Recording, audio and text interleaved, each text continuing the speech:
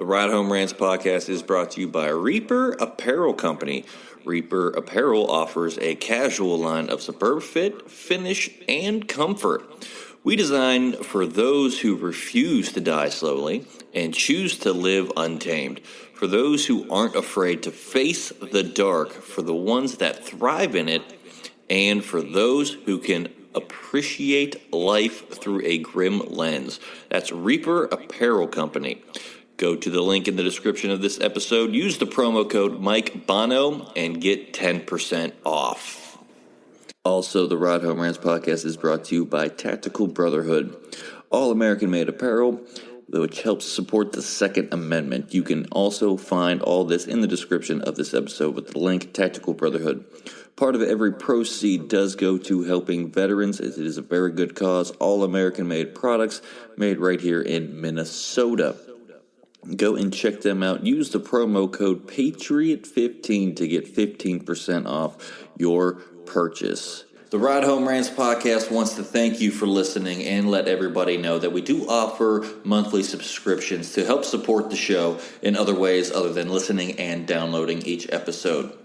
What you will get with each subscription is you will get bonus episodes that aren't released to everybody. You will also have a chance to ask me anything each and every month where I will put out a special episode just to answer your questions. You will also get more exclusive content that is not released to everybody.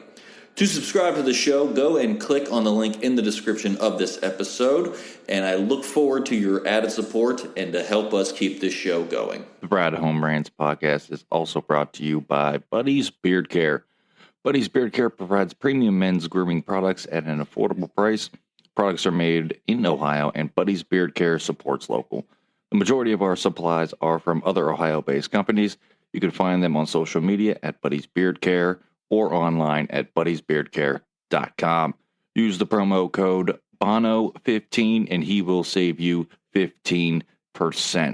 I've been using these products for a little over 6 months now, and my beard has never felt healthier. It has never grown faster, and according to my wife, it has never felt softer. Also, the Ride Home Rants podcast is brought to you by former guest of the show in Matt Landowski in Sweet Hands Sports. Elevate their game with Sweet Hands Sports. Our sports gloves are designed for champions, providing ultimate grip and durability. Achieve greatness with every match. Choose Sweet Hands Sports for the winning edge. Grip your victory at sweethandsports.com. Use the promo code BONO10 and he will save you 10%. He has sent me a complimentary pair of golf gloves. They are so comfortable, durable, and breathable. You won't find a better pair of gloves out there. Again, sweethandsports.com, promo code BONO10. Lastly, the Ride Home Rants podcast is brought to you by Deemed Fit, a clothing company from first responders for first responders. These products are so comfortable. They look great. They have great messages on them. They are provided to support first responders, especially those who worked through COVID. All of the proceeds are going to helping veterans and first responders with their mental and physical health. This is a great cause. I support anything that has to do with our first responders and our veterans. Again, deemedfit.co, promo code Mike Bono will save you 20%. Now, let's start the show. Welcome, everybody, to another episode of the Ride Home Rants podcast. This is, as always, your host, Mike Bono. I have a great guest for us today. He is actually the son of a former guest of the show in Charles Bell. He's coming to us from Florida, originally from Lisbon, Ohio, but Logan Bell joins the show. Logan, thanks for joining, man. Yeah, thank you for having me. It's been a long time coming. John had asked me to get on a while ago, and I was in season, so it kind of made things tough, but yeah, found a little break in the schedule. So you got to find breaks in the schedule when you can, right? Yeah. Yeah. My schedule is jam-packed, as tight as possible. So I definitely get that with trying to find, the ways around and to find time for yourself. But I'm glad you made some time for us here. So like I said, you're originally from Lisbon, Ohio. So tell everyone out there, what it's like in Lisbon, and where it is even at. Not a lot of people know where that town's out at, and what it was like growing up there. So yeah, Lisbon is it's a it's a village. It's not even a town. That's the Yeah, best part about it. So it's a square mile village. It's kind of I think just southeast of Youngstown. That's usually what I yeah, tell people whenever they ask where I'm from, and I say Lisbon. They go, "Where's that?" And I say Youngstown. yeah. But I mean, I grew up with mom and dad. Had an older sister who went to Lisbon. She was 3 years older than me, and played sports. She played sports. So we had a very hectic kind of upcoming between her playing basketball, running track, me playing football, basketball, and baseball. Summer baseball kind of took over everybody's summer in the whole Oh house. yeah. So it was just kind of getting through that. But I mean, I love the village of Lisbon. It's the best. I mean, I couldn't have asked for a better place to grow up and a better place to go to school and meet friends that I mean, I still talk to guys today, like Justin Sweeney, who graduated with me. Him and I talk probably once every other week, once a month at minimum, and just always ends with us just being like, "Hey, like whenever I'm back in town or whenever he has time, let's hang out." Yeah, you've always got to keep those close friends, and I get it being from a small town. I grew up in a little town in West Virginia, Fallsby, West Virginia. Again, like you, one of those towns. If you blink, you miss it. Mhm. Nobody knows where it's at. You got a little bit better with having Youngstown that close. I have to go to a whole other state and tell people I'm close to Pittsburgh. Okay. So that's kind of telling people when you grow up in West Virginia and you have to tell people, I'm about an hour outside of Pittsburgh. Like people don't have no idea where that's Yeah, even I at I too. kind So of I get caught up doing the same when like I talk to people not from Ohio. yeah. I'll either use like Akron or Cleveland. Yeah, Most of the time I use Pittsburgh because it's just easy to be like, hey, like I'm an hour east of Pittsburgh. That's it. Or an right. hour west of Pittsburgh. It's easy. Yeah, that's the easiest landmark for Hmm. anybody in that in that kind of Ohio Valley region. I consider Lisbon to be close to that kind of Pittsburgh, Fallsby, West Virginia, Steubenville, Ohio, that kind of area in the Yeah. Ohio Valley. I kind of lump Lisbon into that, even though it's closer to Youngstown. Yeah, I mean, I Um, grew up with guys who were Steelers fans. Like yeah, that's the best part about Lisbon is you get this huge mix up of Pittsburgh and Cleveland people, and it's the best. yeah, you got a nice melting pot there for sure. And you mentioned it there that you were an athlete growing up. What other sports did you play? And how did you balance that? And try to being a regular teenager too as well, because I was an athlete growing up, so I know there was a balance to that. How did you balance that, especially in such a small town? Because sports kind of dominate in a small town. Yeah, I mean, it was tough. Like growing up, so I didn't start playing football till junior high. I played flag football growing up, Okay, but I played baseball and basketball until then, and then got into high school, played football, baseball all 4 years, played basketball my freshman, sophomore, and senior year. Kind of took a break my junior year to focus on baseball just for that winter to kind of try and get things to work out, and they ended up working out. But I mean, I my freshman year, I had a great senior and junior class ahead of me that I was really close with. So like Josh Craig, Josh Liberati, Austin Rutecki, um, Jake Liberati, Colin Sweeney, Mark Stanichka, like all those guys I kind of grew up like around. So it was nice to have them to kind of take me out of like kind of bring me to this idea of like respecting the moment and kind of learning to take it in when I could. right. My freshman year, we went to the playoffs. I was a I was a holder on a team that went 9-1, Okay. and Hey, it kind of made me appreciate it a little more, especially getting into my junior and senior year where I was relying on other people to do the same thing that I did 3 years ago. right. Um, but once I got older, it was kind of a little bit easier because I'm a little young for my grade, so I turned 16 going into my junior year.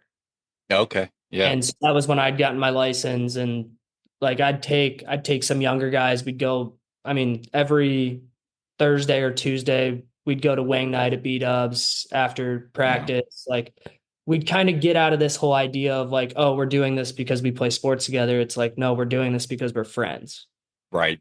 So we'd go up to Youngstown, go bowl a little bit, go see a movie, like things like that to kind of get us away from this whole like, oh, it's sports, it's sports, it's sports. Right. We had that too growing up. There was a close knit of us, kind of like you. And it was every Wednesday we'd go up to my buddy's house who lived out in the middle of nowhere. We'd have a bonfire. We'd order some wings, and we'd call it wing night. And it was just a bunch of us, and we would just sit around a fire and just Yeah. decompress from, practices and everything like that, and just kind of trying to not think about, oh well, we got walk through tomorrow, then the game Friday night, and then we got this, and then we got that. It was like, no, we're just gonna hang out and just be teenagers and Yeah. just be kids and just have fun and for lack of a better term, do stupid shit around a fire. Like that's kind of what we Yeah, wanted to do. we did the same thing kind of once. I was kind of go to school, go to practice, do my homework, play video games in high school. Yeah. But I got to like that's how college was for me. Like we had a great group of guys that I got really close with that I transferred into BG with that we were a very close knit group. We always did stuff together. We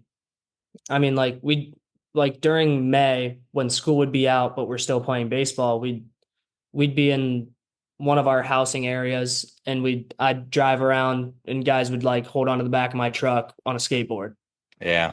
We'd just do fun stuff that always was just like it always got rid of the whole, oh, we're athletes, blah, blah, blah. Like we could be like just kids and just hang out and have fun. We'd play hockey, Absolutely. we'd play hockey in the street, like we'd do all of it. Yeah, I still remember like it was yesterday growing up playing street hockey with Mhm. my buddies and just kind of again just being kids and yeah, definitely doing the stupid things with a truck, especially getting into college and still being I swam in college, so Okay. at Bethany College, and just being out of season and being able to be a teenager and just I mean I remember one time we made somehow a hot tub in the bed of my truck. Yeah. Just threw a tarp down, threw some water in it, put a hose from the exhaust into the Mhm. water, revved it, hot tub. Yeah. The most unsafe thing now that looking back as it as a 36-year-old You're a adult, kid. But you're a it's kid. just Who being a cares? kid, and There's it's nobody to tell you no. right. That was the best part of it. But yeah, definitely doing that and growing up being an athlete too as well definitely I think helped me today. The 36-year-old man with a 16-year-old trying to explain to him, but not trying to be upset too much when he does stupid things because I did stupid things at his age. But Yeah. it's definitely a balance when you get to that. But you actually played at you mentioned there Bowling Green State University as a sixth-year senior in baseball. Yeah. Tell what it was like, and at Bowling Green playing baseball. What did you get your degree in? And I believe you have a bachelor's and a master's degree, correct? Yeah. So I'm working on my master's right now. Gotcha. I've got one more class this spring that I got to take, and then I got three in the fall that once I get those three done, we're done with school. We don't have to worry about it anymore. Nice. So I began at Akron. Okay. So my recruitment was kind of a fun little situation. And so I had ended up committing to Malone my junior year Mm-hmm. of school. And then Coach Halleck, who coached me at BG, took the job at Bowling Green.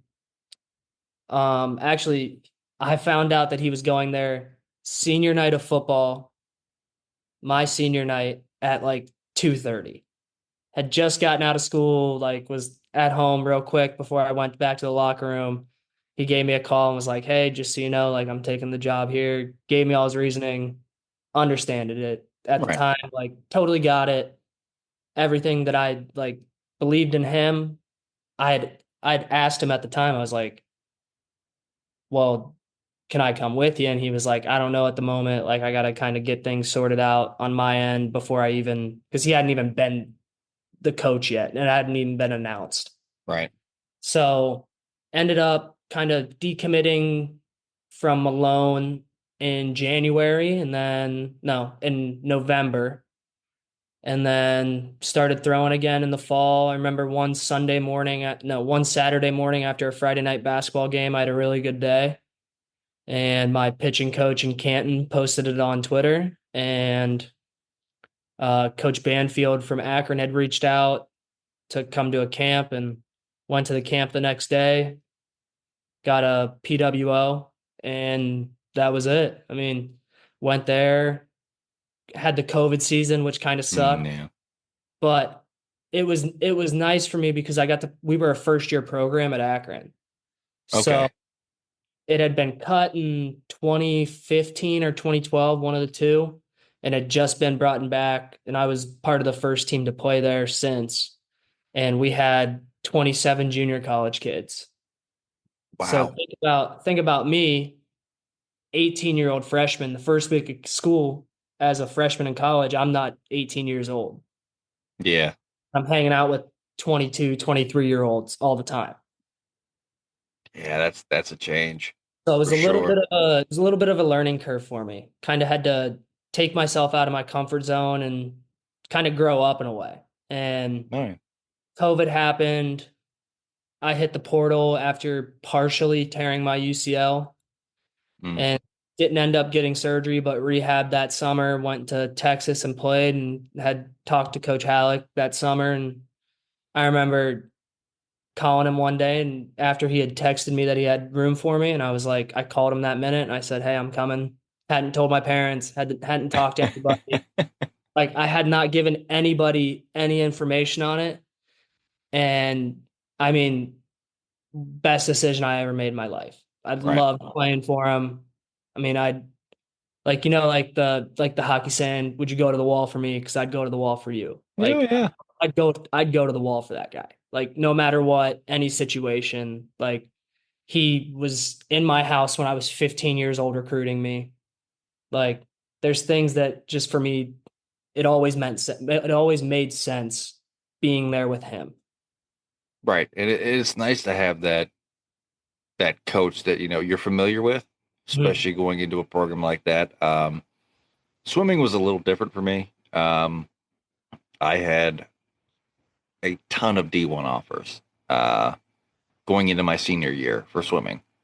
Um, Decided that I wasn't the best football player, but all of my buddies played. So I played football. I love the sport of football. I Mhm. do. Um, I kind of refer to myself, and I know it's two different sports, but Charlie from the Mighty Ducks, I make a better coach than I did a player. Yeah. I know a lot about the game to be a Mhm. coach, but I was that habitual backup and special teamer uh, all through high school, and I decided, you know what, I've put up with the crap for 3 years. What's one more year? It's my senior year of football. We'll play football. First day of pads, we put on, hurt my shoulder. Mm. Didn't realize I did more damage than I originally thought. Actually separated my shoulder and played the entire season on it. Okay. And lost my senior year of swimming because the shoulder was just shot at that point in time. Everyone but Bethany College dropped their scholarship. Naturally, you get a swimmer and they hear about a shoulder injury. Mhm. That's the kiss of death. Um, so my recruiting was a little bit different, mainly because Bethany College was the place I still wanted to swim. Rehab the shoulder. Um, but my coach there he's one of those guys. I got to know him a little bit better going in there, and Coach McGowan, and that my freshman year he made me a manager of the team so that I didn't lose my scholarship, Okay. and got to keep it while I was still rehabbing my shoulder so that I could swim my sophomore year. Mhm. Um, Again, just unfortunate injuries kept me out of sports, but it's we weird to hear, being. I mean, you have fun, but you could post a video on Twitter and anybody could see that. I didn't have that in the early Yeah. 2000s. Yeah. Graduating high school in 2007, there wasn't a lot. MySpace was still a thing. You probably don't even know what that is. Heard of it. Exactly. I can gladly say I've heard of it. Okay, I'll respect that.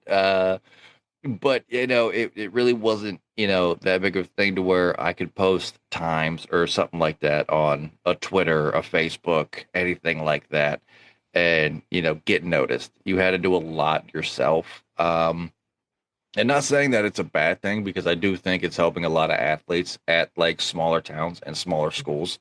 That literally the only reason these people don't go to big schools or D1 schools is because nobody's heard of the town they grew up in. Yeah. And they're phenomenal athletes, and it takes them going to a junior college and then getting noticed there uh, to get any recognition. And junior college is great, but I feel like it hurts the athlete because now they lose a year of eligibility Mhm. because they went to JUCO a little bit. You know what I mean? Like, so, Yeah. I like, mean, not anymore though. well, With yeah, the COVID new, year and the transfer portal and everything like that. well, it's just even with the potential changing of JUCO not counting towards your NCAA eligibility. Yeah, that is different I mean, now too. Yeah. it's I called Coach Halleck when I was on the way back from Tampa on Wednesday, and we were just talking about how even compared to when I was getting recruited, how much it's changed. And Yeah. college sports is, I mean, we could talk for hours on that. Oh, I've had shows that have gone way longer than they should have on here. That just sitting here with a panel of guys just talking sports, and it's just like, okay, yeah, we've been over an hour. We got to cut the show, or I'm going to have way too many edits to do by the end of this to try to cut it down to at least an hour. And it's one of those things I could talk about all day, Yeah. and just the changing of just sports in general and college sports. Used to be, and look at LeBron got recruited and drafted right out of high school. Mhm. That's not a thing anymore. You got to go at least 1 year of D1 basketball Yeah. to be eligible for the draft, which I agree with, and I think it should be more than 1 year. Um, but in the same sense, like I grew up in an era where guys were coming right out of high school. You know what I Yeah. mean? So like it is what it is. Um, but just how the sports world has changed, especially with college sports, and the transfer portal was huge, especially because you could transfer, but you had to sit out a year Yeah. back in the day. That was stop people from just moving around, and now the NIL deals and everything like that. I mean, it can get so complex, and just how everything can get broken down, and just how everything I has mean, changed. And I think it's most of it's for the better. yeah, I'd say it is. I think the only thing I see is that you're going to run into this issue where I'm a mid-major sport guy. I love Yeah. mid-majors. I love the MAC. The MAC's awesome. Hmm. How can you expect Any of MAC to those teams. how can you expect them to compete when, oh, I'm a Power Four school that can offer every player on your team as much money as I can ask? Right. When You I mean, got but I you got also understand it. That's the thing that it opens doors for people that may not have opened the doors. right. I mean, but you got some programs like Alabama who have a $20 million roster in college. Yeah, How do you compete with that you don't. as a MAC or You never. WAC school? Like, You I never. I, I like the 12-team playoff. I didn't think I would. I Um, loved it. It was I awesome. yeah, I didn't think I would College like the 12 football. team. I thought 18 was like a sweet spot, and I feel like I had a great plan for it. With the five Power Five conferences, all the conference champions automatically get a bid to the playoffs. But then if you have an undefeated like MAC or WAC or something like that these mid majors that don't get seen, you have an undefeated team in there, throw them in there. Yeah, I mean, look at Boise was one of those teams. Yeah. Like, but Boise had a generational running back Hmm. that Yeah. can do something. Like, I think if any of those teams have a like lightning in a bottle chance, it's another position. it's a wide receiver that can take the top off Right. a defense. He can run a slant, catch a ball, go for it all, take a dart like just a regular screen, house it. Like I think a running back, it's a little bit tougher because you got this much space. You Yeah. you, you can't get out of that space as a running back. No. Um, I feel like, the running back, Chris McCaffrey is kind of changing the running back position a little bit, in being more of a wide receiver threat too as well.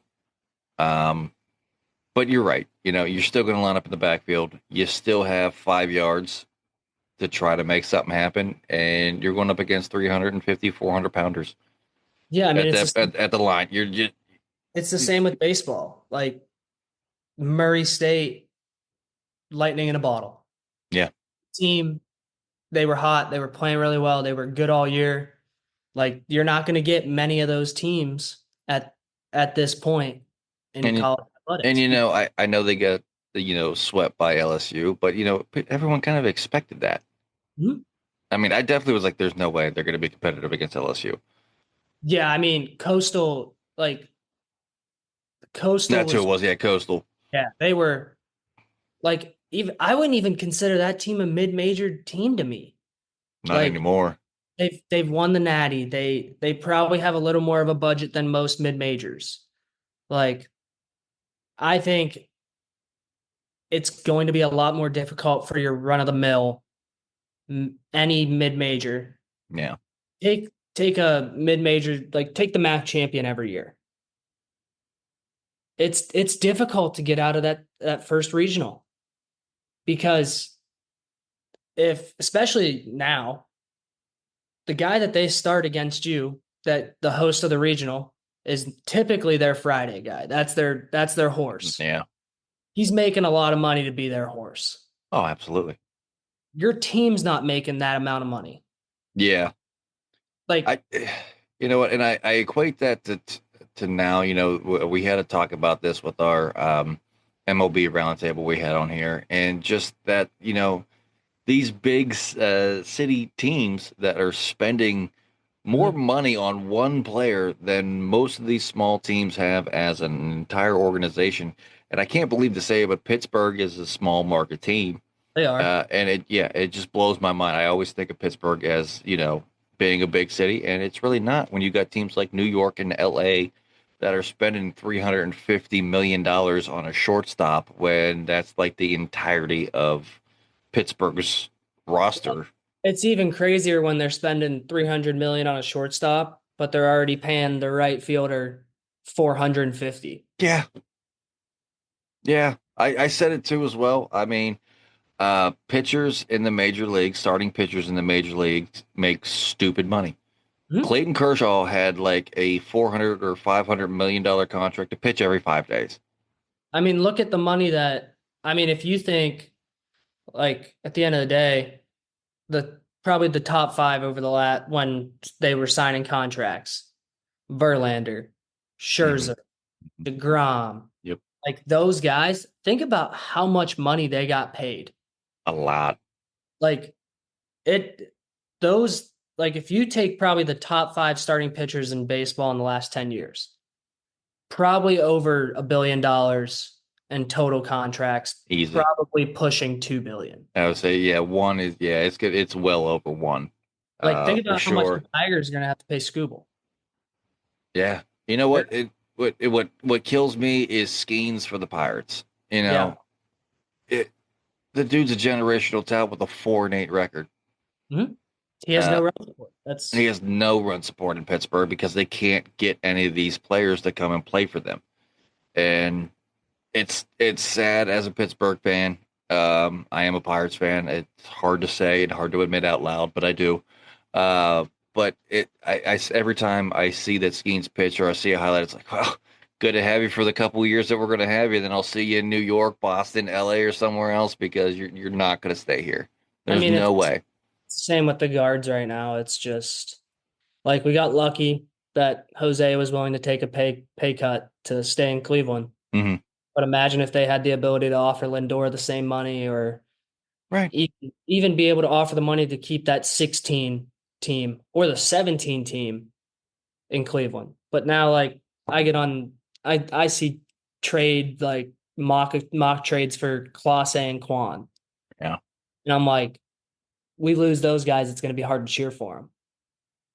Right. I mean, it's tough to cheer for the Pirates. But I think everyone on the Pirates needs to just sit down and talk to Andrew McCutchen. Mhm. He left Yeah. Pittsburgh, really not on his own accord. Um, really wasn't much, some team offered him money. Let's go see if I can actually win a pennant somewhere. Um, and he came back, and other teams were still offering him more money now, as nearing the end of his career, to go and play there. And he says, "No, I'm staying in Pittsburgh. This is my home. Yeah. I mean, Like, I like, think want to about, win here." huh? And like, not even to say that those Pittsburgh teams were bad, but you not. They're really not. Like the dude won an MVP. You Yeah. can't you can't win an MVP on a 80 win team or on a 70 win team. No. Like they were in the wild card. They were like they That had was that was fun to be a Pirates fan those like years. I mean that's how it was with the guards. Like we went to game 1 of the World Series. I remember I remember when game 7 when Rajay Davis hit that home run to tie it up in the 8th. I remember going around my house and waking everybody up, being Yeah. like, "Hey, it's a tie game," because they had all went to bed. Like I Right. remember like that's a moment for me in life that I'll never forget. Right. Even though it was a wild card game, I'll never forget that for Pittsburgh, because that was the first time I've seen them in the playoffs in my entire life. So it's it's fun to see. I hope they get back there. I hope they can build a team around Skeens with the salary cap that they have, and it's not even a salary cap. They just don't want to pay the luxury tax, and they can't. They don't have the money to do it, and I get it. But it's just I'm hoping that he can actually bring them back. I was shocked what they did in the draft, not really picking any hitters and going back to pitching. Like, the pitching's fine. We have one of Yeah, I the mean, lowest ERAs in the league, and we got a sub 500 record in by 20 games. yeah, it's tough to as a like organization to sit there and be like, "Oh, we don't need to draft hitters," when you have a guy who has a .9 ERA right now for the month of July or something. It's something Yeah, outrageous. it's .9 for July. Yeah, and he hasn't won a game in July. Yeah, Like, how can you sit back as an organization and be like, "Oh, this is a good idea. This is the right thing to do for him." right. Yeah, I don't understand it, and I get where Pittsburgh's one of those cities, man, where they will love you no matter what, but they're going to be vocal Mhm. about it. Like, seeing fans at PNC Park holding up signs telling Nutting to sell the team, like, that's Pittsburgh.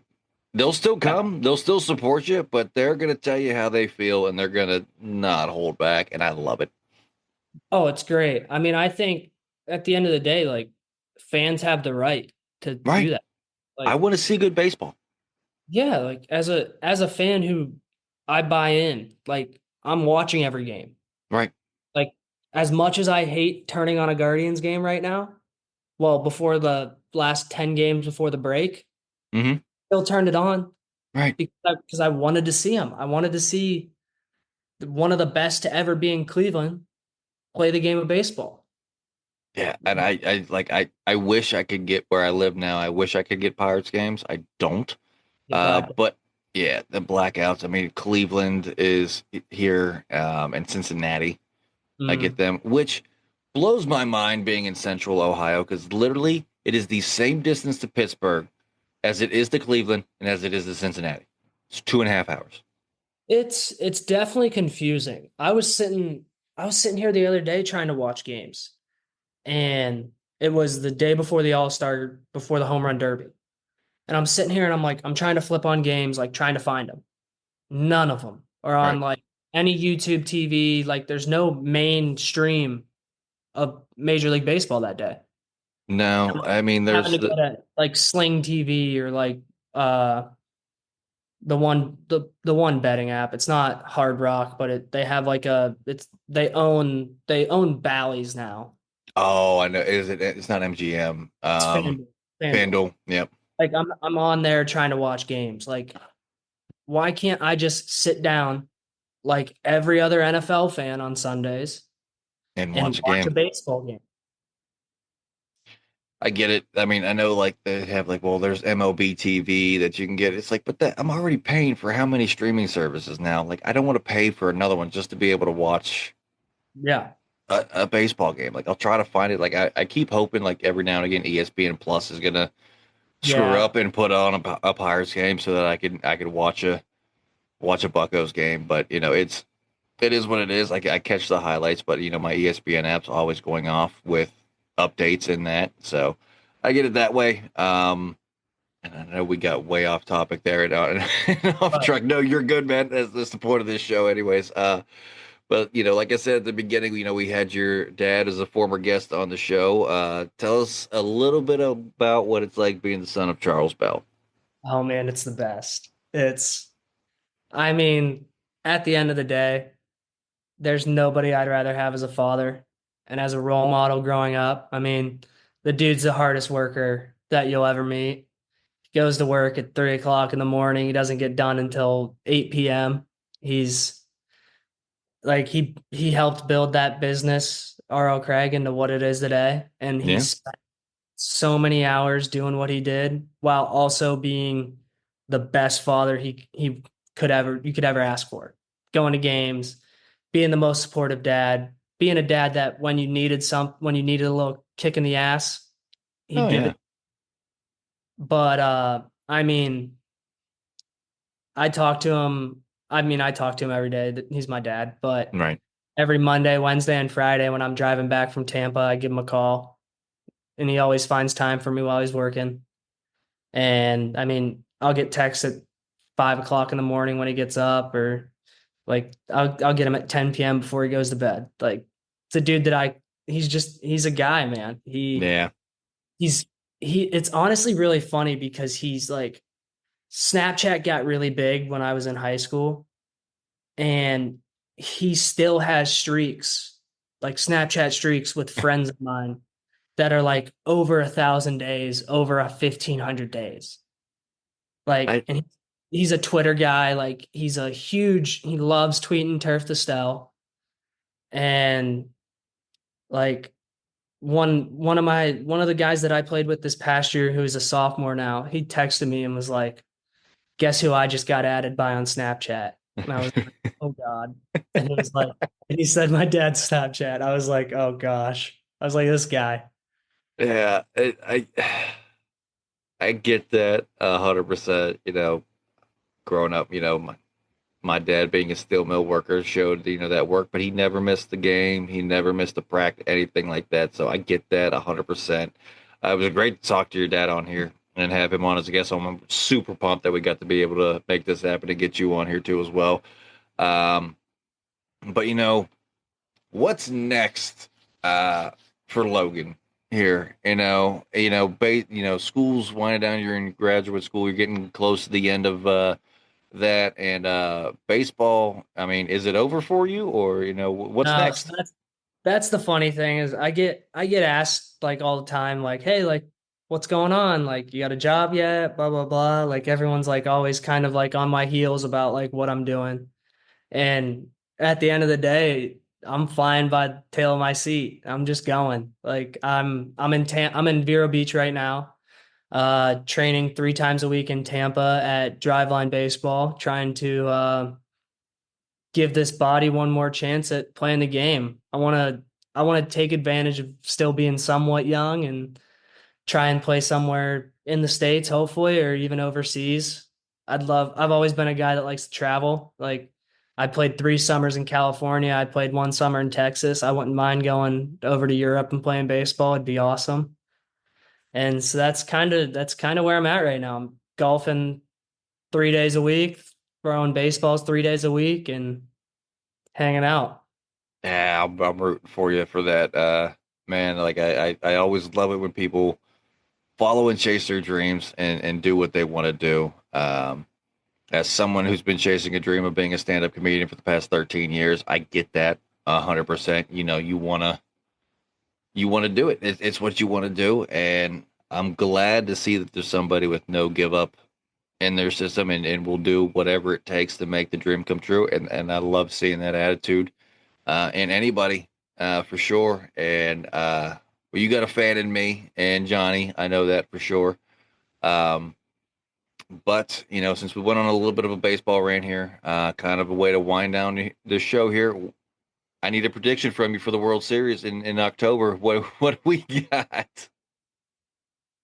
See, like the baseball fan in me would love to see like Phillies Tigers. Okay. Because like I just like Philadelphia. Like I like seeing their guys. Like I love how they play the game. And then I know all of my BG friends would be really happy if the Tigers got in, but I'd love to see like Scoop will give up 7 earned runs every day that he pitches in the World Series because it's just like I mean it's all they get. It's just like I remember like we talked so much trash during the series last year and like now they're just beating everybody in boat racing the Central. Yeah. But it'd also be great to see a small market team get in. Yeah. But I don't even. there's I don't something even. about Bryce Harper getting that chance, Yeah. getting that guy in the World Series. Dude's an animal, and I hate. Being a Pittsburgh fan, I hate everything Philadelphia. But I don't mind Bryce Harper. The dude's just a maniac, and I love it. And they're a younger team. Um, they're just like, and they're, I wouldn't say they're a small market. They're definitely not. I mean, Bryce Harper No. got paid a lot of money. Trey Turner got paid a lot of money. Yeah. I got some But guys that are getting a I'd nice love to check. see a small market team like the Tigers get in. Yeah, for sure. I would. Yeah, I'd love, I don't even care who it is at this point in time. Just to see a small market team make it that far, would be phenomenal. I keep holding out hope that one year the Pirates will do it, and it's definitely not going to be this year. I mean, I've been saying all year, and it's just the Pirates fan. I mean, it's like, well, we normally start out hot and then we tank in the end of the season. So now we just started out tanking. So maybe after the All Star break, now we're going to bring that fire back and we're going to make a run. It's not going to happen. But that's the dream I'm holding on to. Yeah, you have to. I mean, that was the thing. The guards got hot right there before the break, and it's like, man, they have the team that could do it. They have a Right. bullpen. They have a bullpen that's good enough. They have starting pitching that's good enough. They just need the defense to be a lot better than what it was in the month of June. Yeah. And just hope Carlos Santana can keep swinging it and keep everyone else healthy. Right. That's the key there. But Logan, we are running down here near the end of the episode. I do need to get this segment in because Johnny will kill me if I don't get this segment in, and that is the Fast 55. And that is 5 random questions from the wonderful manager of the podcast, Johnny Fitty Falcone. For the new listeners out there, these are kind of rapid fire, but you can elaborate if you feel like you Okay. have to. Logan, these have nothing to do except for maybe one of them with what we've been talking about for the entirety of the show. So if you're ready, we'll go get started with the Fast 55. Let's do it. Okay. Question number 1. What's a better way to get a car to stop? A red light or a stop sign? I don't even Red light, think, I don't know red how light, it. 100%. Okay. Yeah, I didn't think I read that right because he sends okay. For the new listeners out there, Johnny sends me these questions day of. I don't get time to prep these questions before Red light. anything, so this is me reading them for the first time. Okay. Uh, so excuse me for if I mess these up. Oh God, this one. Question number 2, though. What's a worse name for a pet cat, Eli or Jeff? I'm gonna go Eli. I'd lean Jeff, but yeah, That they're both seems like a bad. good cat name. Yeah, I got 5 cats. I get it. Yeah, it's fine. Either one. None of my cats have real names, so it is what it is. Question number 3. What's the best flavored wing sauce? I'm a garlic parmesan guy. That's I love it. me too. I I can't get it. I get it everywhere there's wings. I Garlic found it. parmesan. I found a rub that I could use on chicken breasts that makes them taste garlic parm, and I'm set. I don't need anything else. I gotcha. All right. Question number 4. Are pencils overrated or underrated? Underrated. Yeah, They're like yeah. they're the best. There's nothing like writing with a good pencil. I gotcha. I'm more of a pen guy, but I get it. And last but not least, that this is the only thing that has to do with what we've been talking about for the entirety of the show. But the best MLB pitcher of all time is Hmm. I'm gonna go starter and closer, okay. just so I can cover Yeah, bases here. I would say closers definitely Mariano Rivera. yeah. You got It's a to given. That's a kind of given. got to go with him. Starting wise, I'd bounce around a few guys. Um, Nolan Ryan, he's Yeah. like they made like There's he's the guy that reinvented baseball pretty much. no one's gonna catch that record. No, never. But this might be a bad answer, but Roy Halladay was Oh, I forgot about Roy Halladay. was one of the ones that I just always loved to see and Okay. always had good stats. I mean, Hey, not mad at it. Not, I completely forgot about Roy Halladay, to be honest with you. That was the Fast 55 for everybody out there. He took it a little easy on you, Logan. I'm going to say that now. well, But he used to beat me in Madden and NCAA football all the time when I was younger. okay. So he kind of owed me that. Yeah, he He owed used to you a stay little at our toss up. house. Yeah, He used to stay at our house on you're right. Friday nights after games, Yeah. and he never took it easy on me. So, Well, you know what? Being how it is now, I don't take it if my son and I play video games. I don't take it easy on him at oh all. no, I No, won't on mine. no. Like I, it's I took a beating. I still remember when he was real young playing Mario Kart with him, and uh, it's like, no, dude, I'm not going to let you win. Like, no, pick up the sticks. We're going again. Like that's like, that would be like I was playing with one of my buddies, and it's yeah, no. So yeah, you'll get there. You can't let them win. You can't take it easy on them. But Logan, I do give every guest this opportunity at the end of every show. I'm going to give you about a minute if there's anything you want to get out there, anything you got going on that you want to promote, or even if it's just a good message. I'm going to give you about a minute, and the floor is yours. Honestly, I just want to. The main thing that I could say is, if you have this idea of what you want to do and what you want to be, don't let anybody tell you that you can't be it. I grew up a small town kid playing baseball. Everyone's always asked me, "Oh, what's plan B?" There isn't a plan B. This is the only plan there is. And if you have you and find a great support system. Like I have two parents that no matter what, any time of the day I could call them, they're going to pick up the phone and find time for me. And I have friends that are the same way. And I mean, it's all it's all nothing though without finding your faith. And that's kind of the biggest thing that drives me is how can I pursue that? Dude, that's awesome. I'm all for helping people promote, but when there's a good message like that to end the show, there's no better way for that. And you are 100% right with everything you just said there too as well. But that is actually going to do it for this week's episode of the Ride Home Rants podcast. Again, I want to thank my guest, Logan Bell, for coming on. This was a lot of fun to get to sit and talk with you and talk a lot of baseball and everything like that and what you got going on. Appreciate you coming on. And as always, if you enjoyed the show, be a friend, tell a friend. If you didn't, tell them anyways, because they might like it just because you didn't. That's going to do it for me, and I will see y'all next week. The Ride Home Rants podcast is brought to you by Dubby Energy. Energy drinks made for gamers, streamers, and podcasters alike. For gamers, streamers, and podcasters alike. Go to the link in the description where you can find the best energy drinks out there. Less caffeine than a cup of coffee. Also, no jitters and no crash afterwards. Use the promo code Mike Bono and get yourself 10% off. Also, the Ride Home Rants podcast is brought to you by my favorite sponsor of the show, and that is Shankit Golf. Golf apparel made for the everyday golfer.